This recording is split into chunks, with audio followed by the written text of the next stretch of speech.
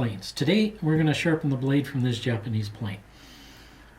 Right now it is only as sharp as it was when it came out of the factory. So we'll knock that out.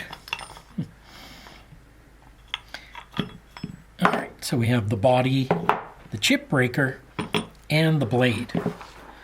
The back of the blade, you can see, has what the Japanese call an eye on it. This is a hollowed out area. And then they flatten all of this shiny bit. They flatten all this shiny bit here to create the edge across the front here. This reduces the amount of surface area that's in contact. Although with a plane, you're not running the plane like this, so I'm not sure why that holds over, but it comes over from chisels, so that's the way they do it. Not sure why. So the front of the blade here, let me go back to the back. As you sharpen the back, as you sharpen the front of the blade, this little line here between the edge and this hollow is going to get finer and finer until it goes away. Once it goes away, you have to bring more metal down into that area in order to be able to flatten it and have an edge that goes through the center. To do that, this blade is made up of hard metal at the bottom here and soft metal at the top. So to bring more metal down into that eye, what we do is we tap across the front on the soft metal nearer the top than the interface. That has the effect of pushing down that metal into the eye, and that will allow you to flatten the eye. So when you're flattening the back, you do it progressively the same as you would the front. So this is a 1000 grit diamond plate, so we would just place the blade on there, make sure that it's flat, and then in a random pattern we just move it around until we get enough schwaff to say, hey, we've done enough. And then we can clean it and then check it and see. And you can see it's pretty good. Then when we're satisfied with the level of sharpness, we put it on the strop and do the same as we would with the Western blade, 3 pull strokes. And that's just to clean it up and make it all nice and shiny and make sure there are no burrs on the edges from the sharpening. Okay, meanwhile, we would keep doing the front. So to do the front, it's just like a chisel. You place it on the, let me throw some extra water in there so you can see. We place it on the stone and then we push forward to push the water out.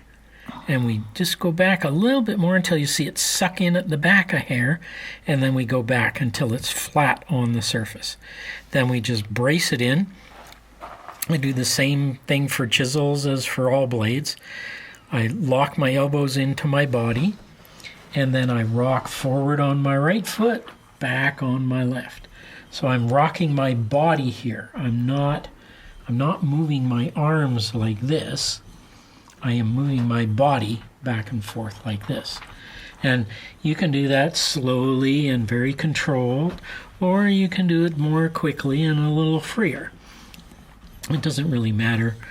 You can also hone your blade completely horizontal to the path of your scraping. This has the effect of helping a little bit to make sure that your edge is flat and straight all the way across. But if you do it the same way as you would a chisel, with the blade on, then you're still getting it flat all the way across, the same as you would a chisel. It's just that I like doing it at a bit of an angle myself, just because I find it easier to hold the blade flat onto the surface that way. Anyway, we just go until we get, and I'll show you the front. Okay, so we want this braided area to cover the whole of the front. Right now you can see that it's covered all the way to this wingtip and all the way to that wingtip. So the edge is technically completely sharp all the way, and we don't actually have to go any further in flattening our bevel, because what we have now is essentially a main bevel and a micro bevel. And that's obviously good enough for sharpness because that's what a lot of people do on purpose. But I'm going to go a bit further because I like my whole bevel to be as flat as I can make it. Not that it makes any difference with a plain blade, but when I'm using chisels, I have a tremor disorder, and having the flat bevel helps me maintain an even cut across the whole stroke of the chisel. But again, on a plain blade, that makes no difference whatsoever, because the plain body is what controls the cut. Okay, so that is now sharp completely across the whole face. I could go and finish all of that, but there's really no need to. So we'll move on to the next step. Cut. Okay, I'm here. Okay, so next step is we're going to clean this off. Wipe up that debris, and we'll set this stone aside, and we'll dig out our water stone. Wet this up. Now, a lot of people use these in a water bath. You don't have to. You can actually use these completely dry, and a lot of people do, like Stavros Gakos, for example. I just use the water on the surface.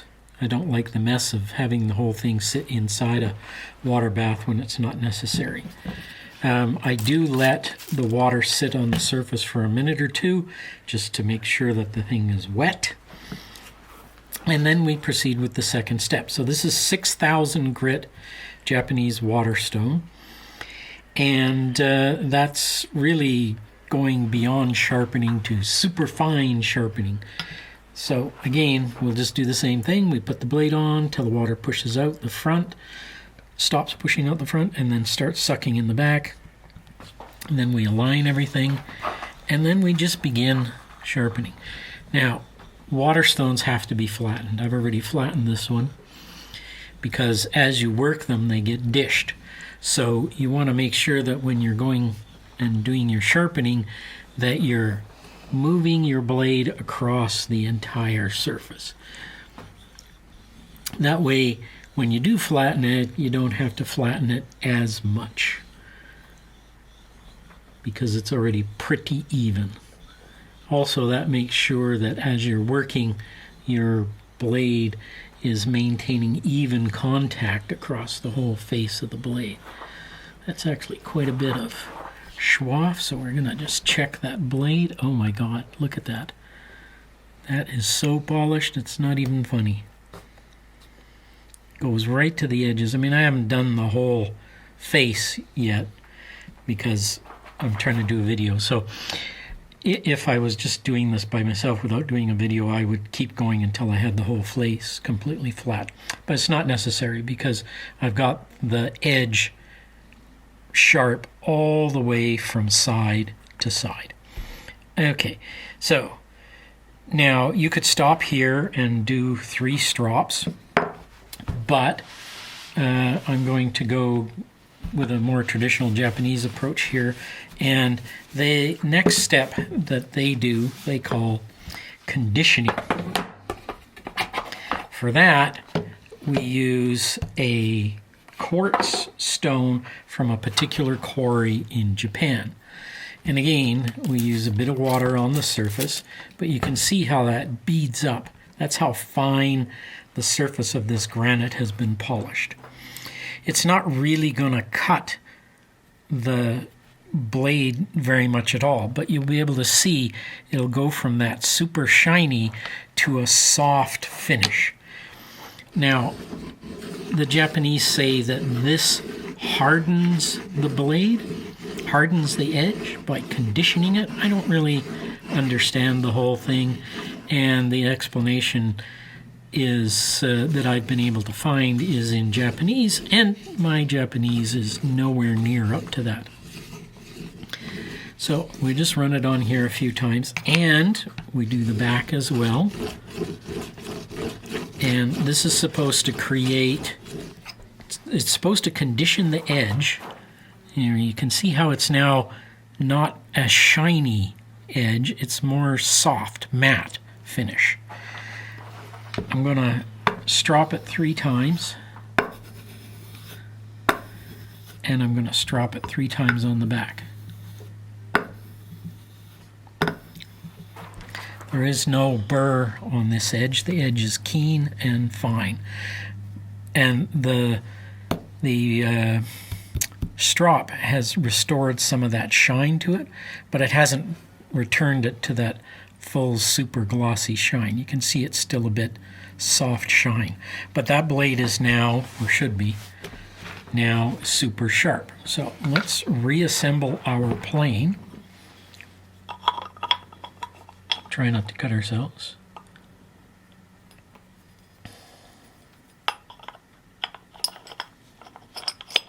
There we go.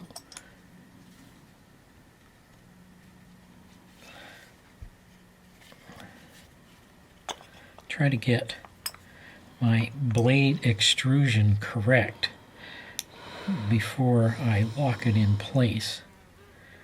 That way I have to adjust it less. Okay, that's pretty close. Then we lock down the wedge, which is the chip breaker, and then we can adjust that blade. Okay, let us try this. This is a jack plane. All right, so I'm going to move this out of the way. All right.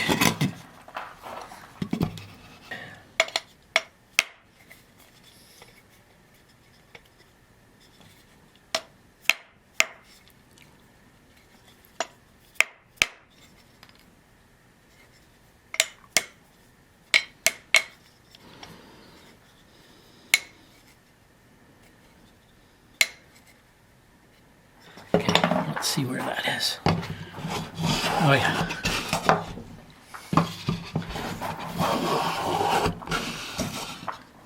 That's a very thin shaving.